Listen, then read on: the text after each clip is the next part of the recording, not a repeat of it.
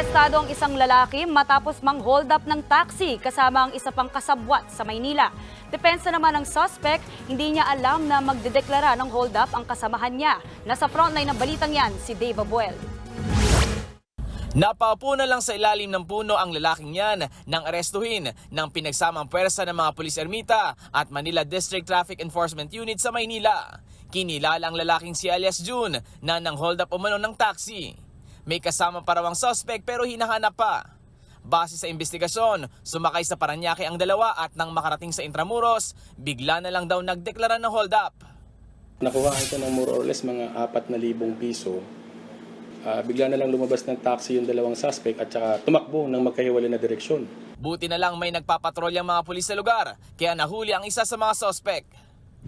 Matapos ang krimen, naglakad-lakad umano si alias June hanggang marating itong bahagi ng Intramuros. Dahil hindi masyadong pamilyar sa lugar, tila naligaw pa ang suspect. Dito na rin siya nasakote matapos ituro ng biktima sa mga pulis. Nakuha kay alias June ang isang replica gun na ginamit sa pang-hold up.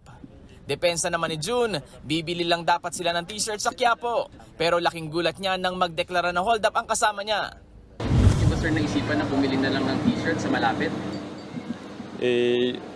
Sabi kasi ng kaibigan ko, dun po daw mura mas sa Quiapo. Nang tanungin naman kung bakit hindi niya pinigilan ng kasamahan, Sir, sinubukan mo bang pigilan yung kasamahan? Di ko na po nagawa, sir, kasi nataranta na rin po ako. Yun po ang natakot na rin po ako dahil dun sa ginawa niya. Di ko na rin po alam kung anong gagawin.